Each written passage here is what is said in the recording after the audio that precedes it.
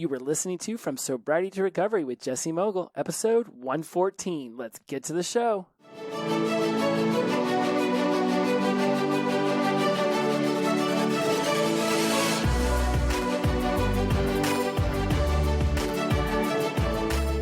Welcome back to From Sobriety to Recovery. I am your host, Jesse Mogul, and I am in addiction recovery. Today's going to be a good episode because I'm getting a lot of different inputs lately. And normally I shoot this on Tuesday nights pretty late. And right now I'm sort of in a funk about what I'm supposed to be doing with my time. So I decided getting the podcast done in the middle of the afternoon on a Monday seemed like just as good a time as any.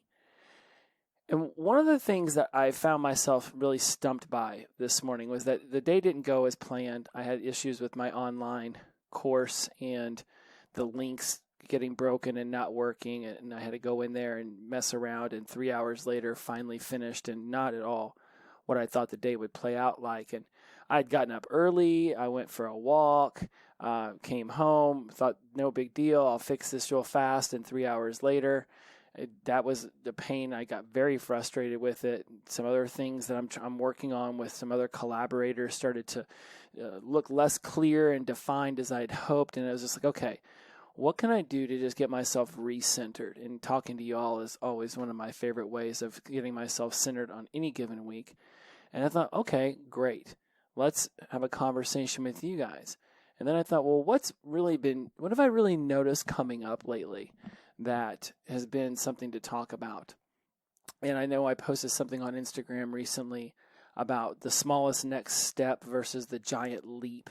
Because I've been hearing some people talk about how when they go to make changes in their life, they don't stick with certain things. They don't stick with that discipline I talk about so often because the changes don't happen fast enough. And I've referenced my College Success Habits book multiple times on this show, and really I could have called it Sobriety Success Habits, but the original intention was to go to high schools and colleges and speak to them on positive habit creation in order to steer them away from the addiction recovery world we're all in, right? Because I think I'm helping people in addiction recovery. How can I help people never even have to deal with addiction recovery? And we often know it's the muting of our emotions that leads us to what we think of as medicine that ultimately ends up becoming our poison. And this is alcohol and drugs. And it can be food, it can be porn, it can be sex, gambling, it can be so many different things. It's definitely our cell phones. So there's all these things that can get in the way of what it is we really want to accomplish in ourselves. And when we start to run into these blocks like I did this morning, right, then it becomes this idle hands. Like, well, what am I supposed to be doing with my time? Right? My brain's like, well, you could always turn on NFL.com and find out about the draft and who got picked where. And you got a draft coming up for your rookies for one of your fantasy football teams on Friday. So why don't we just sit there and stare at that for the next 2 hours? And that's sort of what we could be doing. But that's not what I really want to be doing. I want to be working on my business account, or I want to be working on my Patreon page, or I want to be organizing my notes for the next summit that I'm putting on. Like, there's so many things to do. And then this gets me back to a thought that came up last week during my online course tribe meeting. So we do this, right now it's weekly, but it's switching to bi-weekly soon, where we get everyone together to talk about the progress they're making on the online course. And if that's something that you're interested in, by all means, reach out to me at From Sobriety to Recovery and let me know that you would like more information. We'll set up a call. And during this call, one of the things that I said that I thought was really poignant, and whether it landed as poignant or not to everyone who was there, it landed poignant to me. And it was when I said, don't let what makes you happy be the first thing you cut when you get stressed. And even now as I say it, it really gives me chills because it's something I need to remind myself. That when I get stressed out, when I get confused about what I'm supposed to be doing, when I don't have a clear agenda for the day, even though I wrote up my priority and my 4 focuses, I still am not really sure I was happy with the things I put on that list for today. I know I've got a client coming in at 2. I know I've got a meeting with my collaborators at 4. Right? I know I've got these certain things I want to be working on, but nothing is pressing me right now. Nothing is like, oh my goodness, I've got to get this done. I loved writing my book. I loved putting together the online course. I loved it whenever my Wise Mind Empowerment Mastermind was in the beginning weeks when I was still putting together the manual, because there was like this imminent due date that was coming up. But when there's not an imminent due date, then I'm really just left to my own devices. And like, okay, what is it? What I just said, I'm not sure if it's left to your own devices or left to your own vices. But if you think about it, when you have idle hands and you're not really sure what you're supposed to be doing in a given moment, you are really leaving yourself up to your vices to take control of what it is you're going to start to do. Back in college, when I wasn't really sure what I was going to do on each and every day, which was most of my days, I found myself drinking in the morning thinking, okay, well, you know what, a couple shots and that'll get me rolling and we'll see how the day progresses. Well, the day would usually progress to me skipping class, drinking a 24-pack of beer and playing video games all day and thinking I was successful because, hey, I hung out with my friends. That doesn't cut it anymore. Not in my life, not in yours. We are evolving into a better version of ourselves each and every day. When you look in the mirror, that's your competition. That's the person you're seeking to progress. You're not looking to perfect anything as much as you're looking to progress yourself. So when you start to get stressed out, when you start to have anxiety, whenever your emotions become overwhelming, this is part of the human condition. And I'm not so sure I would have said this a couple years ago whenever I started the podcast. Because back then I was like, and I still am in a way, like, your emotions are your choice and your actions are your choice. And yes, we are choosing everything that we do. We are also looking to monitor the emotional ebbs and flows that we have in ourselves. Emotions are part of the human experience. Trying to mute them and act like we're not stressed out or we don't have anxiety over our finances, over our relationships, over any aspect of our lives, trying to fool ourselves into thinking that we're not experiencing that, that's the injustice. That's where we found ourselves years ago when we started to mute who we really were and we started to mute our voice and our emotions and everything else, and we started using alcohol and drugs, or whatever your vice of choice might be. So we want to embrace what it is that we feel. We also don't want to allow that embracing of the feelings to be what ultimately cripples us in that moment from moving forward through them. Not knowing what I'm supposed to be necessarily working on right now. And again, knowing normally I do the podcast on Tuesday nights and now it's Monday afternoons. This isn't my general time to be doing this. But honestly, I didn't know what else to do. I have setting up my business account or my Patreon page or organizing my next summit while working on the Think Happy book that I've been reading. I've also got this amazing magazine by National Geographic that talks about how personalities are created. I've got multiple videos that some of my peers have sent me over that they think will help me build out this new project that I'm working on. I could be doing my NLP manual for the class in July.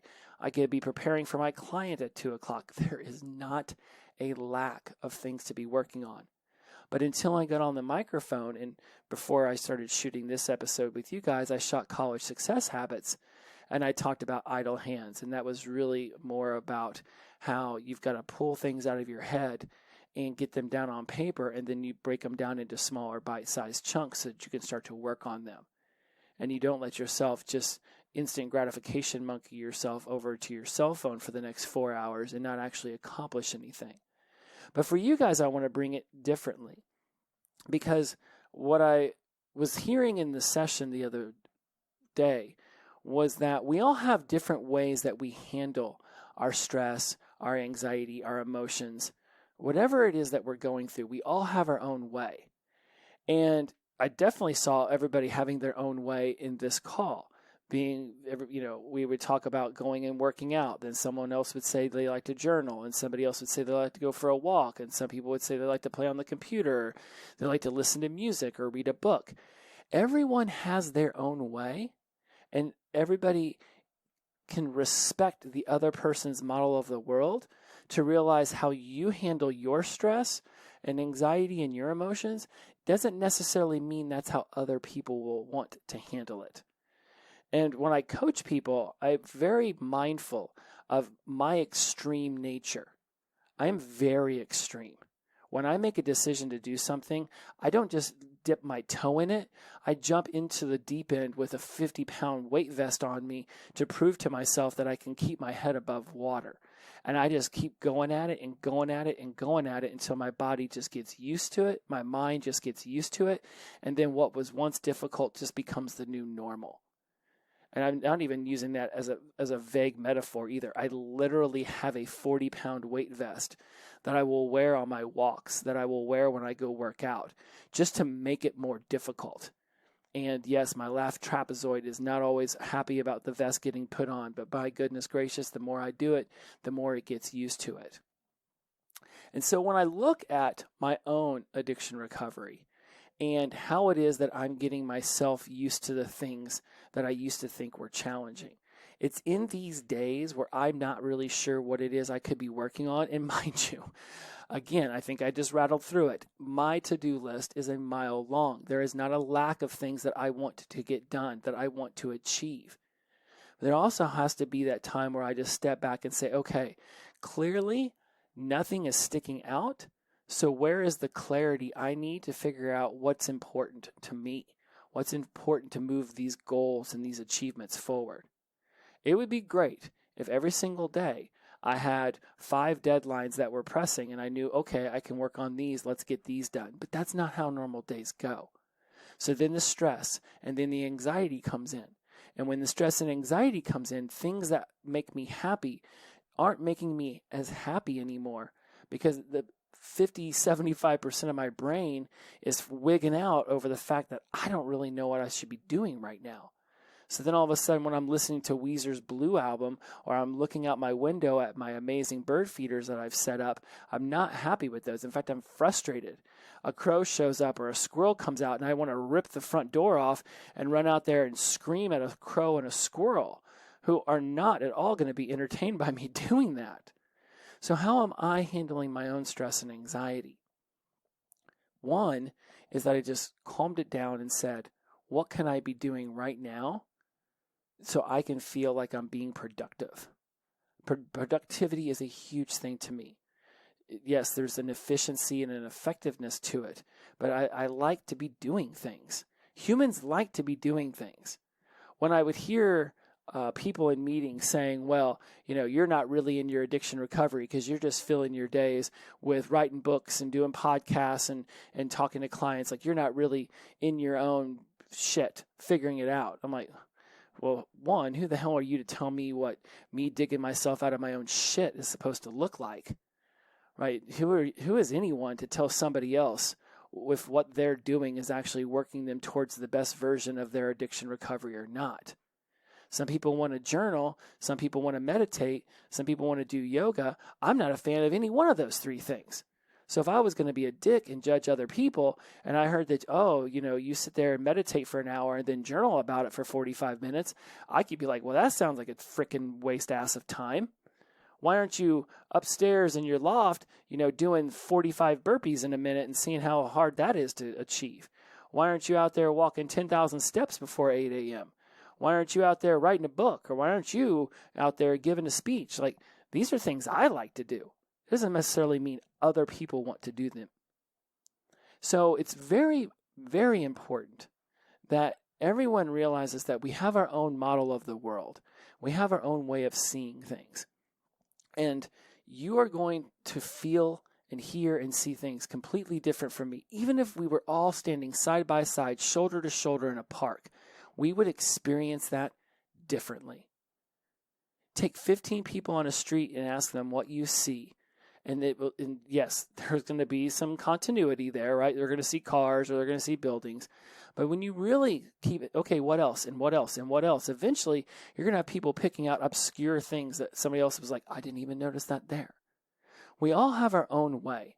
And judging that other person's way based on our way is a humongous disservice to who that person is as an individual.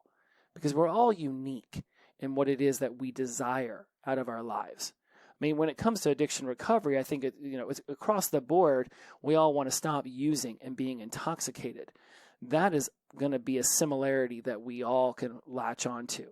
that suffering and trauma and pain and a lack of emotional intelligence to corral who we were and what was going on to us at various ages of our lives, that's something that we can all very much agree was happening. The likelihood that someone is just bouncing around and happy about life all the time and, making good decisions and figuring out what it is they want to do with their life. And I'm talking about genuine happy people are sitting there pounding back 15 shots before 9 a.m. Probably not happening. If they are acting happy and then still doing 15 shots before 9 a.m., then there's secretly some pain and trauma inside. I think we can agree on that. Like, people who are genuinely happy with their lives are not trying to black themselves out of their life. So the pain and the suffering that we've all gone through, right, and our inability to necessarily corral those emotions and bring them out of ourselves in a healthy manner led us into this addiction world. So now we're evolving. Now we're progressing. And so we're starting to think, okay, when I get stressed out, when I have anxiety, what are the things that I can do to shift my perspective, to climb my stairs so that I can achieve this wise mind empowerment? What are the things I can do? And this is going back to the original thesis of this podcast whenever I started it was, don't let the things that make you the happiest be the first things you cut when you get stressed out. When I was getting stressed out a few hours ago about what it was I was going to do, right? I'm like, okay, well, I know I want to work out. I know that, but at the moment I did not. I was just furious with my day. And I was like, well, that's it. I'll just sit in front of this computer and just keep banging my head on it for the next 4 hours until my 2:00 client starts. But that wasn't going to benefit me. I was listening to one of my favorite albums, Weezer's Blue, and that was actually irritating me. How on earth could that album irritate me? The birds were pissing me off outside my window. These are things that I love, that I was seriously on the brink of cutting out. I was going to close my blinds so I would have to watch these birds battle each other out over birdseed. It's actually one of the more hilarious things I get to witness throughout the entire day. This 1.5 foot long bird feeder, all the birds seem to want to fight over what perch they get to sit on, when there's the same bird food throughout the entire thing.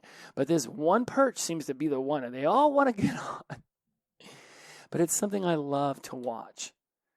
So when I say the sentence, don't let the things that make you the happiest be the first things that get cut when you get stressed out and anxiety ridden, I want you to really sit back and ask yourself, well, what are those things that make you the happiest? My sister gets depressed a lot, and I know a lot of people who do, and some of them are on medication and some of them aren't, but their emotions become extremely overwhelming. And when my sister tells me that stuff, she'll be like, when I start to feel the most down is when I just, put on some makeup. She does this makeup show on YouTube and TikTok and Instagram.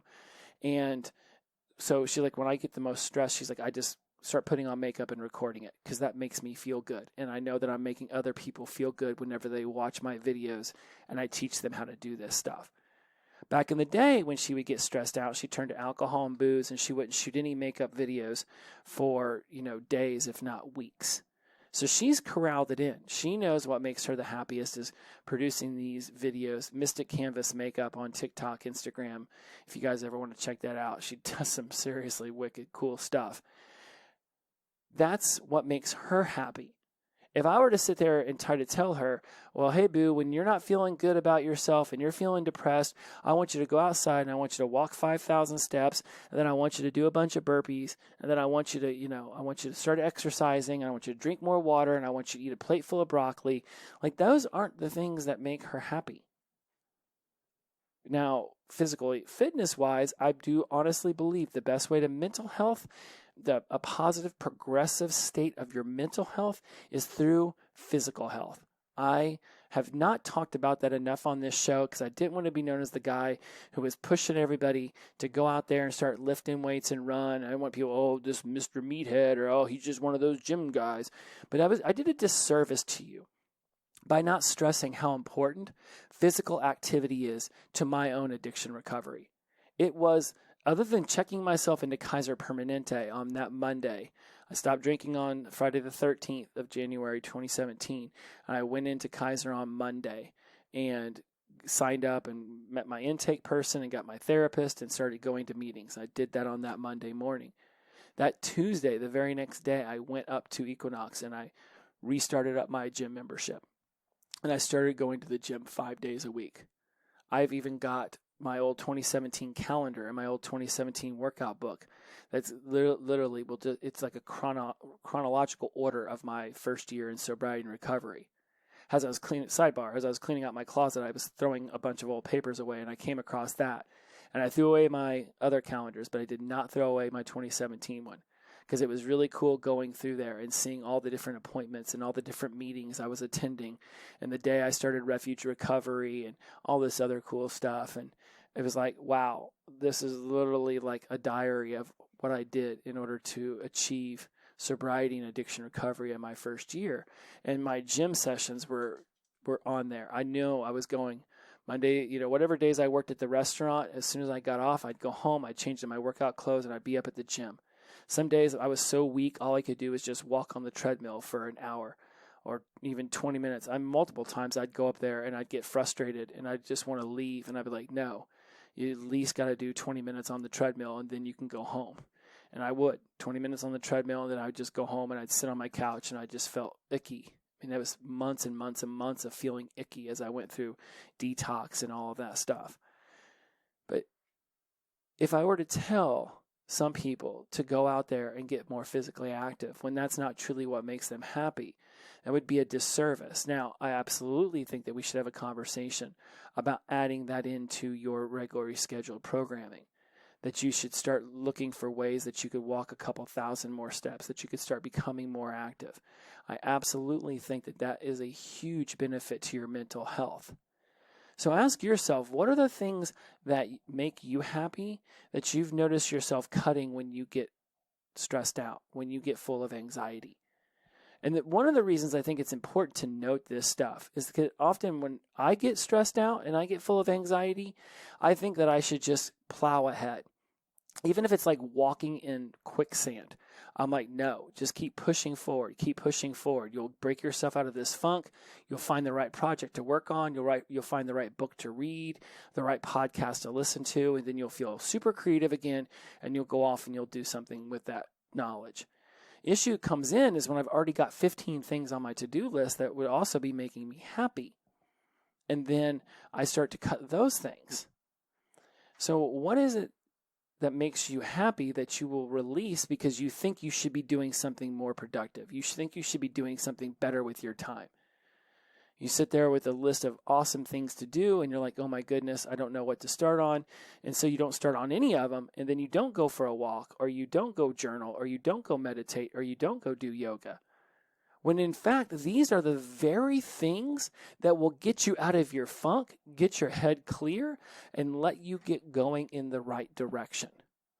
This is why I think it's so important. And I don't know if I've been succinct enough throughout this podcast. I know I have discussed with you many times that there is a certain rambling nature to this show. But if you're at episode 114, then by all means, I think you're used to it by now. When I get stressed out, I get down on myself because I do like to do a lot. I'd like to do a lot of things. I'd like to get things accomplished. I'd like to grow myself and then take what I've learned through the growing of myself process and bring it to you. It makes me so happy when I do that. It's so awesome in my online class or in my 6-week mastermind when I hear people literally using my language back at me. I'm like, wow, this is absolutely positively benefiting people. I was like, this is exactly what I wanted to bring in this entire endeavor.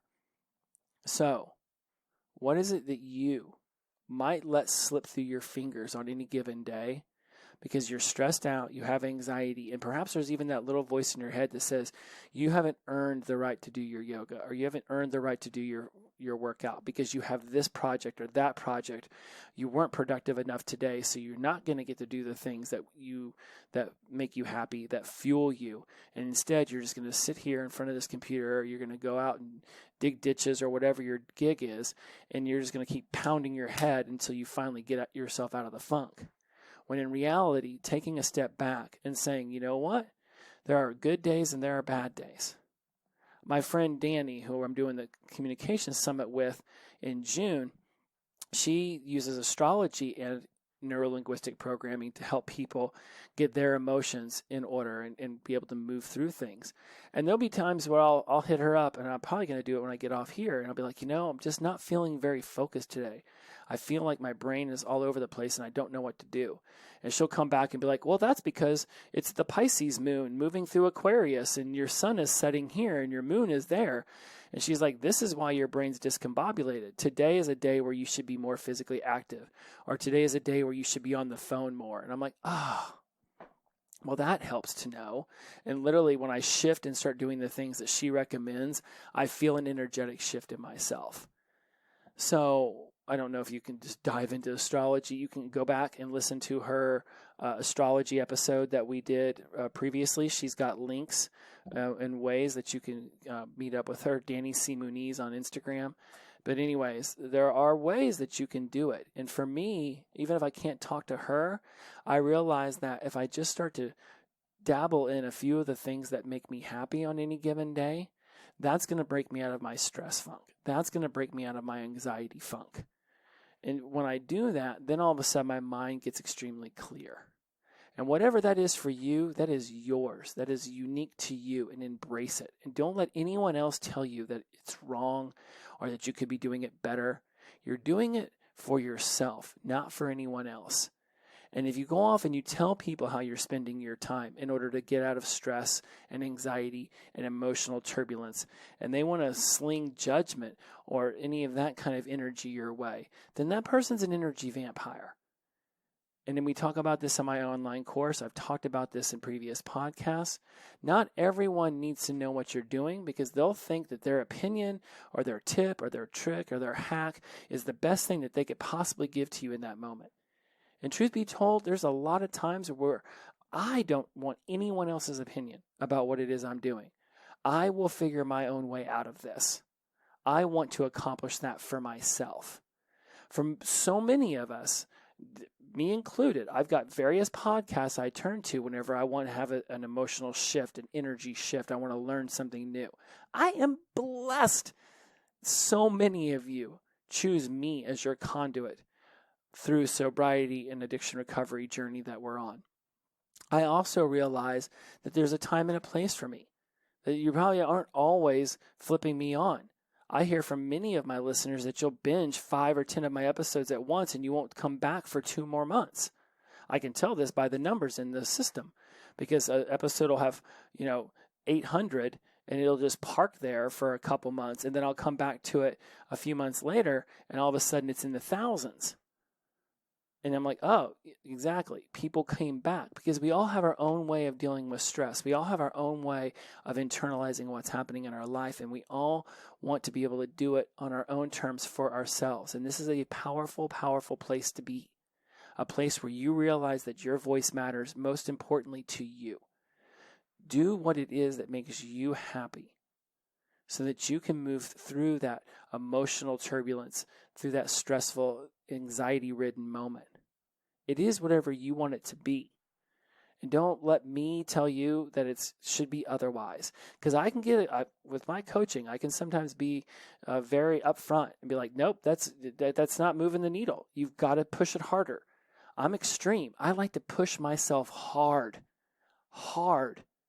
because I've proven to myself that I can handle that kind of behavior, that I can jump into the deep end with a 50-pound weight vest, 40-pound weight vest, and I can definitely keep my head above water. But not everyone's like that. One of my clients is very much incremental. I'll leave you guys on this. This is how incremental she is. When I first told her that she should be consuming more water, she tried to butt heads with me over just drinking 12 ounces of water out of a water bottle every day. Because normally it was just basically coffee or intermittent water sips here or there. But she was having these horrible dehydration headaches. And I was like, look, at the minimum, you can drink 12 to 24 ounces of water. I don't care if you have to pour it into a shot glass and shoot shots of water. If that's what it takes to get this water down in your belly, then that's what you should do. And she's not in addiction recovery, so I wasn't worried about triggering any kind of behavior that she was trying to steer herself away from. And she laughed about that, and within a week, she was consuming almost 48 ounces of water because I basically showed her the absurdity of not wanting to drink at least 12 to 24 ounces a day. You can also blow yourself out of this stuckness that you have by realizing that you're not stuck, you're standing still. And if you've got to come up with some absurd way of getting back into your happy place or starting up a new habit, look for the smallest, simplest next step. For some people, it would be taking 24 shots of water in order to get that down. Some people would hear the absurdity of that and think, you know what, I can drink a pint glass of water and it'll take me a minute. But whatever it is, there has to be momentum. That's where I'll leave you guys with today. Momentum. When I get the most positive feedback from my clients is when they say, Jesse, you just figured out a way for me to take one step forward. And it was with that one step that all of this momentum started and continued. Because when I tell someone to do 10 air squats in the middle of the day just to get the blood pumping, once they've done 10, they're like, well, now what else could I do? Because once you've started, the energy just gets going in you.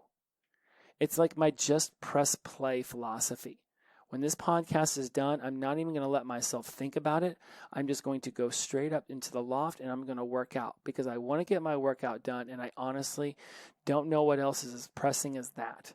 When I'm done with that, I'm going to feel so good and great. I'm probably going to be able to set up that dentist appointment, get the Patreon page done a little bit more, prepare for my 2 o'clock client, and email the business bank account information to First Entertainment. Like there's all of these cool things that I can begin to start to do. And when I start them, the momentum begins. What is a tiny little pebble rolling down a mountain can accumulate enough snow or dirt to become this gigantic boulder when it gets to the bottom. So what is the thing you can do to start momentum for yourself today?